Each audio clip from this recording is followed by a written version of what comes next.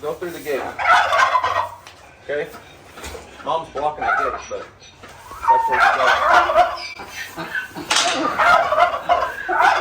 you go. But I gotta go open that gate, so. Well, have fun.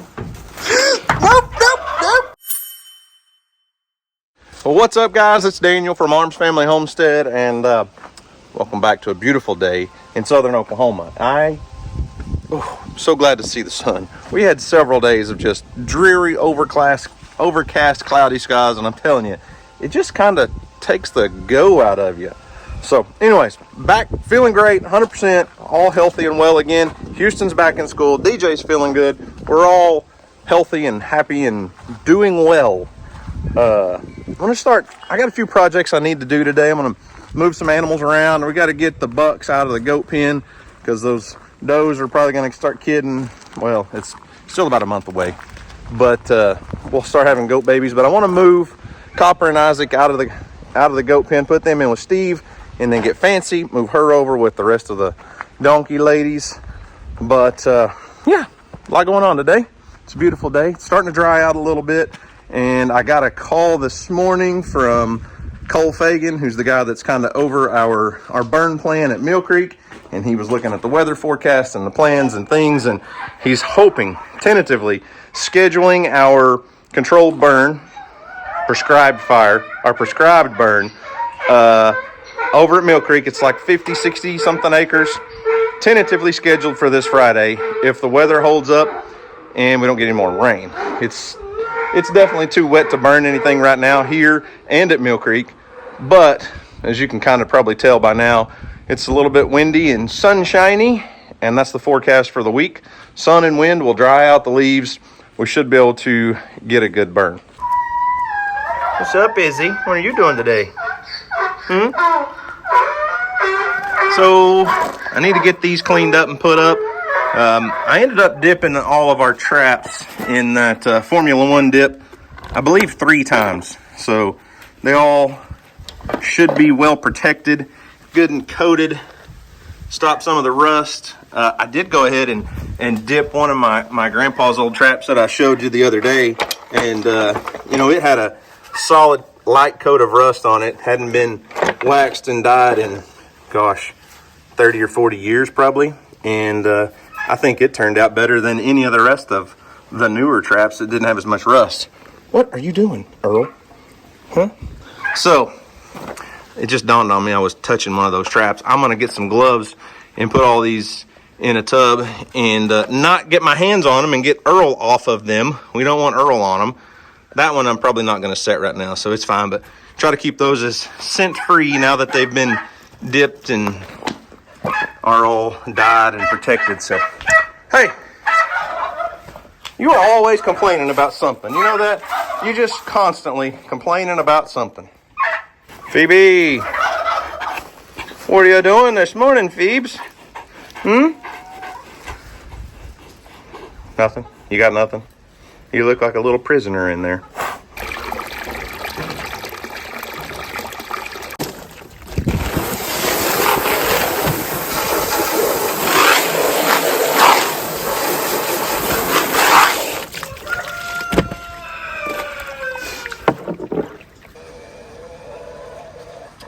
While that fills up, I was going to update you guys on a couple things. So, I guess it's been almost 2 weeks now, maybe longer than that, I'm not sure, but we rescued an owl. You guys remember that?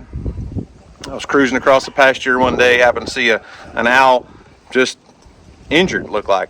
And I was able to contact a wildlife rehab facility that specializes in, I guess, predatory birds, raptors. So I caught the owl.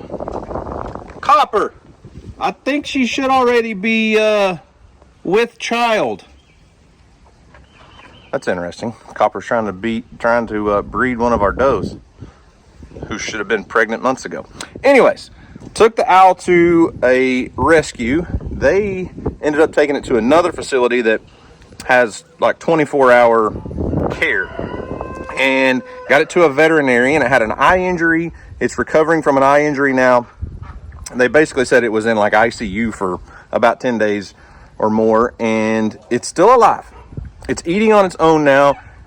It was very, very dehydrated, very malnourished. She said it probably wouldn't have lasted another 24 or 48 hours before it just died of dehydration or hunger or whatever. But it is alive and it is recovering. Not 100% yet, but when it does get fully recovered, we will be bringing it back here and releasing it where we found it. So it's going to make a cool story, I think, and it looks like it's going to pull through. It's not out of the woods yet, but if it does make a full recovery, we will be bringing it back here and releasing it. What's up, Larry? You got anything to say today? Nothing? You're awful quiet. What if I give it a gobble? Would you gobble at me? If I go, yeah, that's what I thought. Hey, Larry, give me Knuckles today? You down for Knuckles? Nope. All right, then. Oh, and another thing, I had several emails and several questions about an earthquake in Oklahoma the other day. We did have a 5.1 magnitude earthquake, but it was a couple hours from us. I was laying in bed and just barely felt the bed moving. I thought Earl was underneath bumping the bottom of the bed or something, but all is well here. No damage to anything that I know of anywhere around us. But we did have a pretty good sized earthquake. Charlie, what are you doing behind there? That's kind of a oddball place for you to be. What are you doing? You need a finger to chew on? That kind of hurts, buddy. Yeah, that kind of hurts. You're big, you know that? You're getting big. I mean, you should be full grown. That's a compliment. That was not a fat joke, all right? It was a compliment. So while we're in the donkey moving mood today, or like I said earlier, we're going to move Fancy. She's in there with Steve and move her back in here with the ladies. But I'm going to talk to DJ and see if and when she's ready to separate Bree, because we're still not able to, pet her or touch her or mess with her. Phoebe, don't you bite my fingers. Here, show everybody your teeth. Can you smile for us? We're still not able to really touch or pet or love on Bree, and she really needs to be brushed. She's looking rough.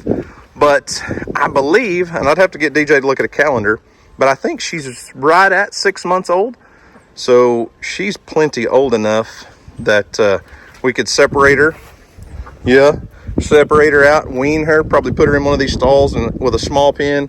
It is muddy. We're in the middle of mud season, guys. I mean, that's just pretty much every farm right now is in the middle of muddy season. But it will be plenty enough space for her.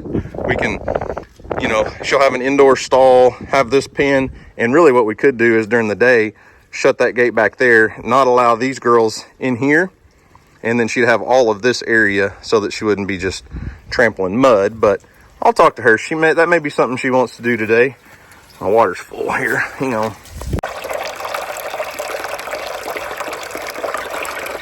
What's up, Bear? You want to say hi to everybody today? What are you doing? Everybody loves to look into Bear's eyes. They say he's the sweetest thing that ever did live. That's right. Yeah, me and you still hadn't gone for that walk in the park, have we? You better not do that. You don't be telling Mom about that idea either. You're going to get me in trouble, okay?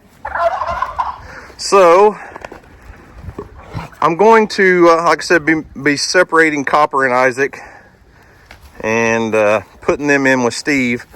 But when I do, I'm gonna have to trim Isaac's front hooves. I don't know what the deal is. Both of them are really interested in that little spotted doe, and I can't imagine her not being bred by now. I don't know. Well, if she didn't breed, there's a problem there, Bear. Anyways, his front feet need to be trimmed really bad. I've owned Kiko goats for years. Isaac is a registered Kiko buck. And I've always said one of the things about Kikos, and I still have several does that are Kiko, or at least Kiko mix. But one of the good things about them is they're easy keepers. You don't have to worm them very often. You don't have to trim hooves very often. But Isaac there, this guy's as old as the hills, and he's got really bad arthritis in those front knees. And as you can tell, he always, tries to take the pressure off of them. But that causes his front hooves to get overgrown. And yeah, the 6 months or whatever it was when Isaac was wild and free and living on the rock hills down by the lake, he was in better shape than he's been in years. And that was obviously a more natural environment for him. I mean, we do our best around here to provide everything they need, but overgrazed pasture and hay and grain is never going to outdo a 100% wild, natural food environment for these goats. Kiko goats specifically were originally from New Zealand, and they were like a feral goat. Well, that's how they thrive in I think it was New Zealand and Australia, maybe. Mostly New Zealand. Anyways, they were a feral goat, and they captured them and brought them over to the States and bred and, you know, did their thing. And they obviously, Isaac was, you know, in much better shape when he was living on his own. But that's just not how it works on a farm. What are you doing, Bear?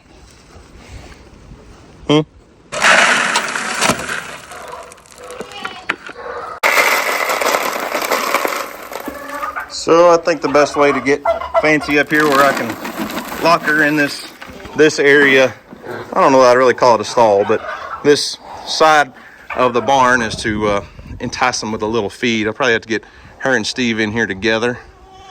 She does not like to come in the barn with Steve a lot of times because, you know, Steve likes to do Steve things. But I bet you we can get her down here. Y'all, animals are smart. I can come out here and feed and get them to go wherever I want them to go 99% of the time. But when you try to get them to do something, they know something's going on sometimes. And once they're onto you, they're onto you. Any other time, I'd come right out here and pet Steve and hand feed Fancy. But I dumped some feed out in the barn, and she knows. So that's why I didn't bring like a halter and a lead rope out here, because if she sees that coming, she knows I'm trying to catch her. Because we don't ever really, you know, have them on a halter. We don't lead them around much. Well, she's peeing. I literally texted my wife and said, I need some help. Your donkey's not cooperating. DJ walks out here, walks in the pen, and both donkeys walk straight down here to the barn. Now, we don't have the gate shut yet, but Fancy, that's perfect. Just need you in there. That's gross. Yeah, it's really muddy. Yeah. It's mud season.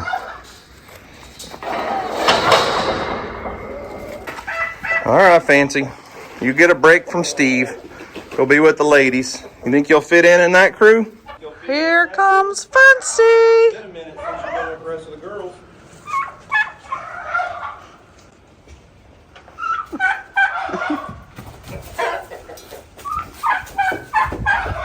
Like a glove. Good job. You know what they say, right? When one door closes, another door opens. Oh, jeez. See? Another door opens. You know what I think about Fancy? What? And I can't prove it because we don't know anything about her history. Yeah. Here, I can open this for you. Yeah. Ouch. What I think about Fancy, and I can't prove it, but I just have this weird little feeling, is she's got just about that much zebra in her. If you look at her, her head and her neck and the way her mane stands up, I feel like somewhere down the line somebody crossed her ancestors. You think we could do like we did on Bear? No. No, like a DNA deal? 23andMe for donkeys? Yeah. Probably not. All right. What's up, Packers? Charlie, are you eating off of Reba's back? Are you eating the scraps off of her back? Excuse me.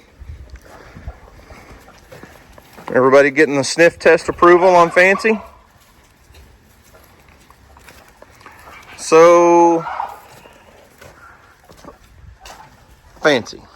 Mm-hmm. She was supposed to be pregnant when you got her. Yep. And that's been what, 2 years?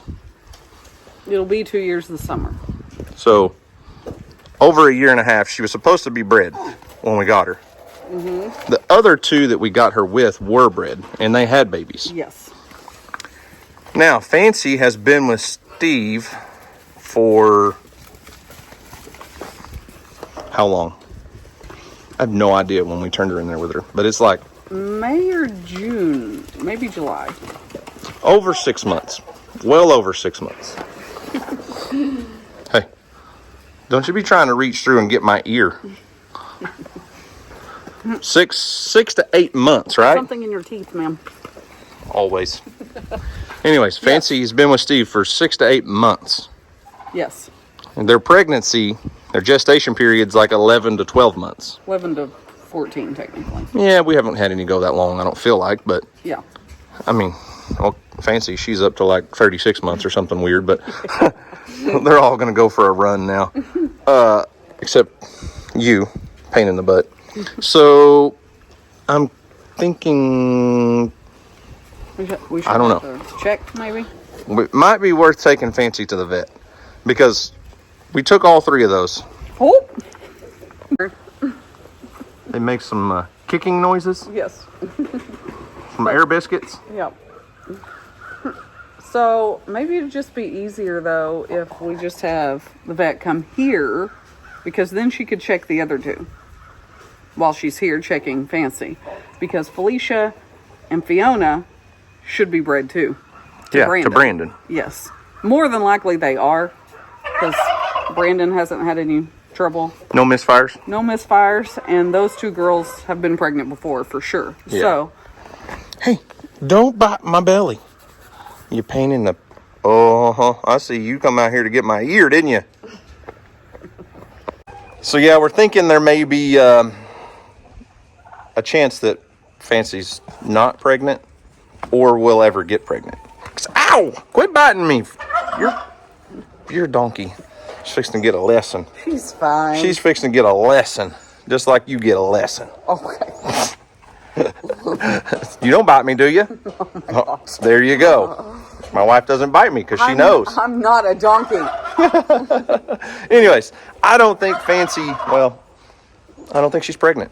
Steve's been trying to breed her nonstop. Not nonstop, but yeah, I wouldn't say she nonstop. cycles every 21 days-ish.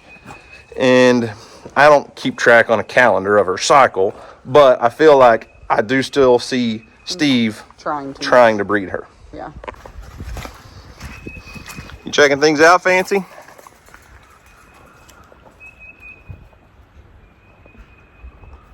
Don't bite my butt. Phoebe, don't bite me on the butt. That hurts, okay?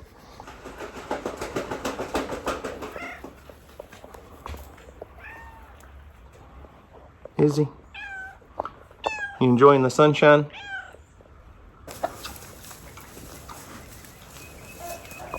Sulphur, go through the gate. Okay? Mom's blocking the gate, but that's where you go. Great idea. You're gonna stink. Come on, Sulphur. Now, take a right. There you go. What's your opinion, Bear? Is that little goat not pregnant? Is he still trying to breed her? You've been out here with everybody. You should know. You should know all the ladies' cycles when they're doing their thing, and no, you don't keep up with that? I don't either. All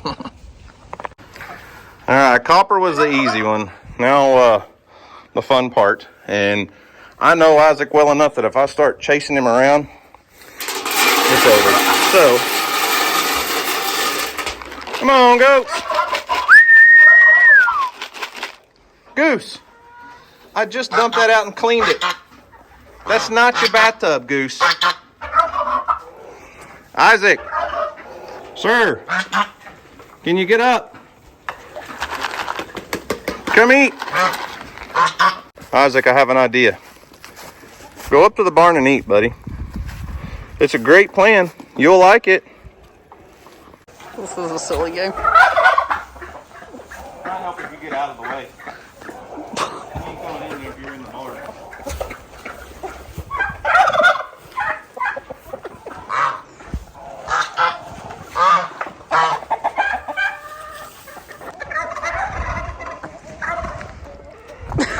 He knows. He ain't stupid. I've caught him too many times.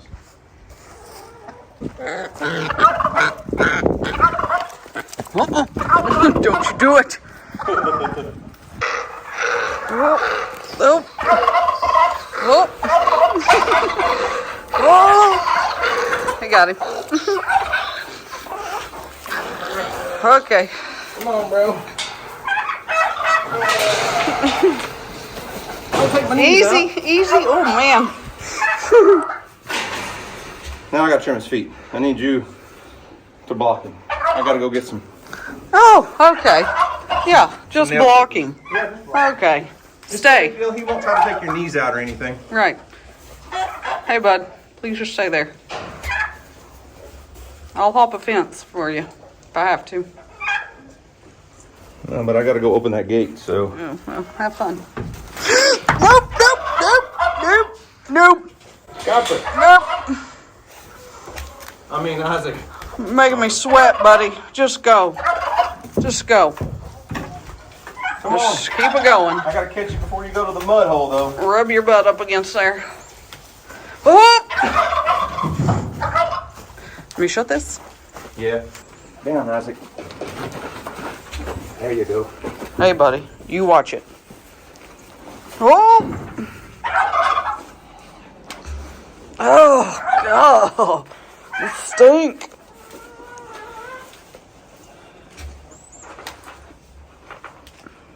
Did you stop? You know, they don't do that to me when I get a pedicure. They would have to for me. Because I ain't sitting down for it.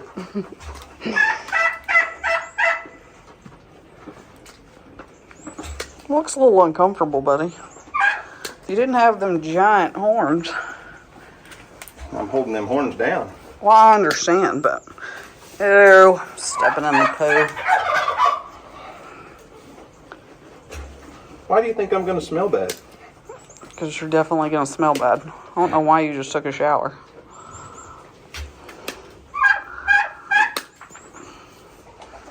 All right, buddy. Still got any teeth? Yeah. All right, listen, don't take my knees out when you get up, okay? I'm going to lift you up. Oh, easy, easy. Back off. Can you walk better now? I think he's over it. Yeah. Listen, y'all are going to have to go through the mud, and I know y'all hate mud. You're going to have to make the jump and go for it.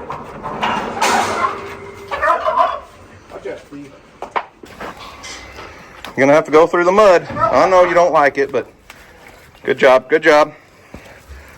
All right, fellas, we're back to the bro pen. Steve, where are you going? You're supposed to be the tough one. Steve the assassin. All right. Steve, you be nice, okay? All right. Got everybody situated and moved. Got Isaac's feet trimmed. Fancy's over here with the girls. And I think I'm going to go back here and open the back gate and let the donkeys graze the back pasture for a few days.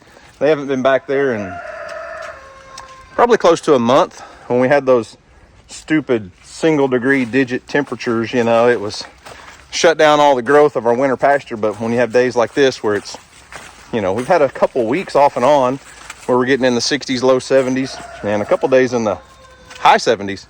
And that back pasture's starting to grow again, so we're going to let them graze on it for a little while because there's nothing here. Look at that. I got my donkeys in a row. You know what? I totally forgot to ask DJ when she was out here about Bree and what her plan is on separating her and weaning her. Isn't it funny how all the donkeys are just walking in a line? Then you got Tina throwing off the routine here, throwing off the pattern.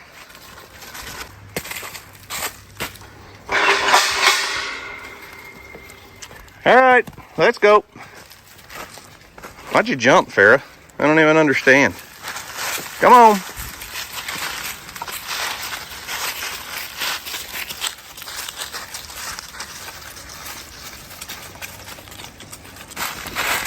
All right. Y'all don't eat it all in one day, okay? You say thank you, Farrah? You say thank you for turning you out? Yeah. So all of this is starting to grow back. You can see it's pretty green on the side of the hill. It's still fairly short, don't get me wrong. It's not like it's 6 inches tall, but I can let them graze on it for a day or two and then pull them back off. And as long as we keep having these temperatures in the 50s, 60s, 70s and getting moisture like we've been getting, this pasture will take off. And I'll probably fertilize it again in March-ish, maybe April time frame, and see if we can get it to really produce some green stuff for them to eat. And everywhere I walk, I keep smelling a billy goat. Like, it's like billy goat's just following me around. I don't know. I'm gonna go in the house and see if it smells like a billy goat in there. I think my wife will probably let me know really quick. Billy goats smell really bad, in case you didn't know. The bucks pee on their chin and produce their own cologne, and it's rough. But one other thing I was going to tell you guys, I've kind of been piddling around with. I've never been a big TikTok person. I made a few TikToks, man. I had an account just trying to spread awareness of our channel, really, more than anything. I've done that for a couple years, but I don't really post much there. I got a notification the other day of a creator beta, creativity beta challenge. I don't know, some sort of weird monetization program for TikTok. So I started posting a few TikToks over there. So it's a little bit different content than what you see here sometimes, some of the same stuff. But if you're interested, you're on TikTok, go check us out, Arms Family Homestead. The bee video, the bees and the deer feeder the other day, I posted that. It got like 250,000 views. But I wanted to tell you guys, I went back over to Mill Creek a couple days ago, and there were no bees in the feeder. They didn't make a hive. So all of you that said they're just gathering food, getting that corn dust and stuff, you're 100% right, which is, I've had two possible options. I thought they were either trying to get in and build a hive in there, had a swarm that was going to a swarm that was going to build a new hive in the feeder, or they're just moving that corn around and getting the dust and taking it back to their existing hive. And I think that was the case because they weren't there. But I'm sure they'll be back and they'll dump a lot more corn out on the ground. Hey, who let the donkeys out?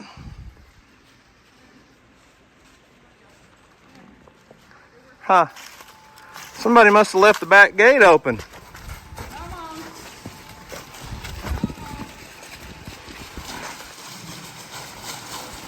I brought a bucket of feed to help out, but looks like DJ got them all back in by herself.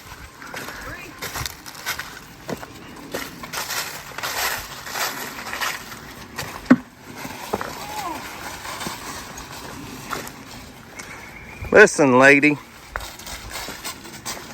I just turned all these donkeys in this back pasture. Yep. Why are you letting them out? You let them out. No, I don't know what you're talking about. Easy. I haven't opened that back gate and left it open in like 2 weeks. Well, I walked in the house and I saw a flash of donkey mobs go by. I was like, whoa. Well, look, they figured out how to get treats. It worked. I ripped the dang bag open. You went into panic mode, didn't you? I did. You went outside yelling and hollering, and the donkeys are out! Like they were going to go anywhere. Well, they could. Where are they going to go? Well, I don't know. They're going to come back to you and your bag of treats. Smells like onions big time out here. Yeah. It's the time of year all the wild onions start popping up, and these girls are grazing on some wild onions. I hear it's a natural dewormer. Yeah. But they do smell like onions. Yeah. So here's what I'm talking about. This area back here just gets loaded with these wild onions. They don't get very big, but here. She's like, no, I'm not eating that right now. I got treats. Huh. Anyways, it is wild onions. They just get little bitty clusters. They don't get very big, but ooh, mama. You look pregnant, don't you? All right. Hey, why'd you shut the gate on me? Because. Good reason. Because. I'm coming. Come here. You forgot one. Oh, no.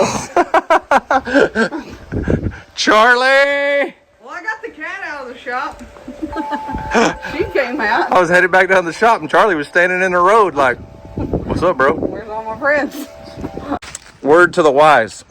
Just for future reference, if any of you are rotating pastures and you're moving your animals from one pasture to the next, double check and verify and make sure all the gates are shut. It's important. Charlie, my guy, my dudette, I don't really know. The rest of the herd ran off and left you.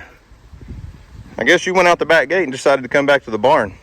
Well, come on down here and I'll go ahead and feed you while we don't have to deal with all those donkey butts. Okay? Come on. Here, let's pretend I got food in here for you. Come on, Charlie. You can do it. Follow me. Charlie. Hey. Come on. Let's go. Charlie's not buying what you're selling. Nope. I said, let's go. And he said, let's sit down. It's a good place to take a break. Excuse me. You're warm from the sun. You know that? Hey, let's go. There you go. It's the right direction, buddy. Not towards me. You love birds, don't you? No. Daniel. What? Show him your ring. No.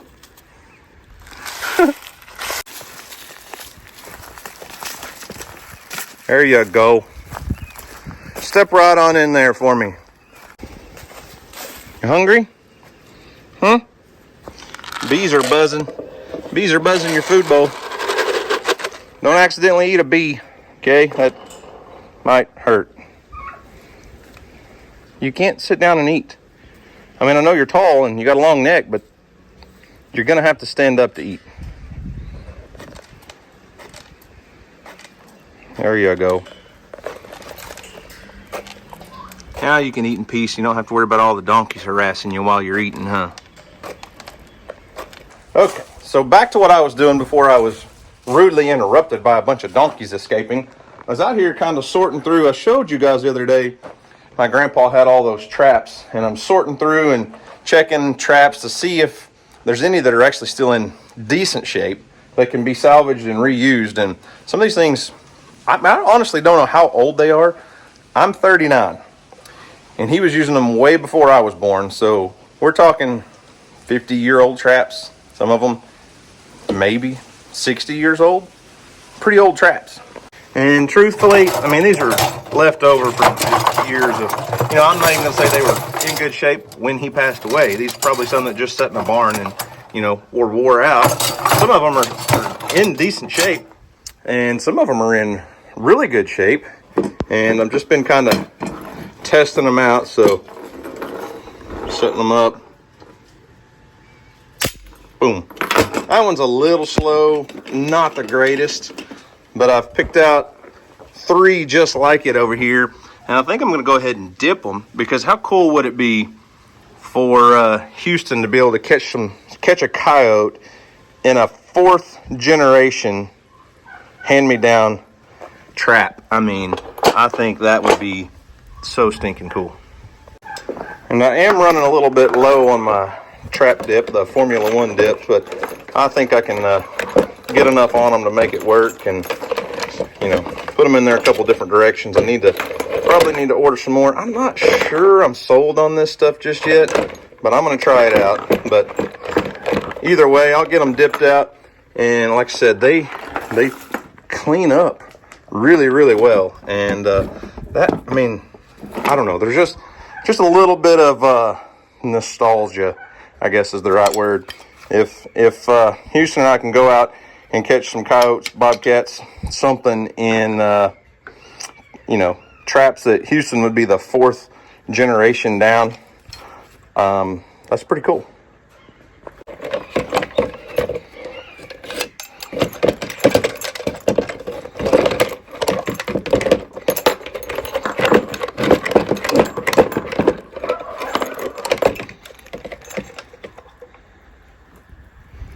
Now, before we use these, I'll have to get some new anchors. I can take these J hooks right here loose, take these chains off and put a better, higher quality chain and an anchor on them. But I'm kind of excited about this. I know a lot of you aren't into trapping, and I totally understand, but I'm a little excited about it.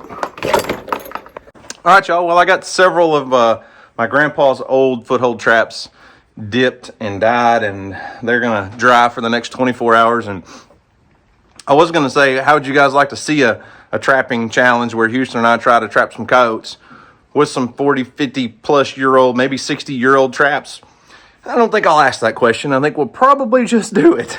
We'll probably, if we can get our control burn done this coming Friday, we'll probably start doing some trapping on the Mill Creek property really soon, because the coyotes are all over the place over there. We've got a lot of coyotes, and there's actually quite a few still moving here. I've got several game cameras up, and we're probably going to set a few traps here in the next few days, try to trap the rest of this week, and then start transitioning over to the Mill Creek property and do some trapping over there. So, yeah. Anyways, last thing I want to cover before we get off of here. So a few days ago, I made a Facebook post and posted some pictures of the gym at our workout at the gym. Not a video or anything, and got to talking to people in the comments, and a few of you saw that I was responded to a friend and said my heart rate got up to like 182. But it blows my mind at how many people don't understand physical fitness and our bodies, and why DJ and I started CrossFit a year and a half ago.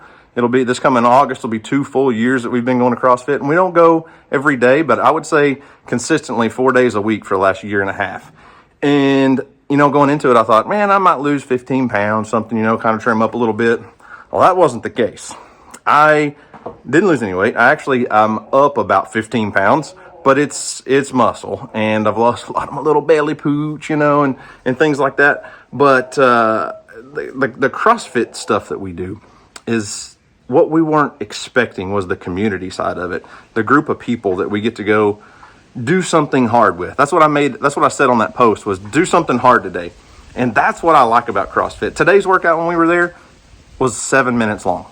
Now, we were there for a lot longer than that, but the actual start to stop, the workout we did was 2 different exercises. It's an AMRAP, as many reps as possible for 7 minutes.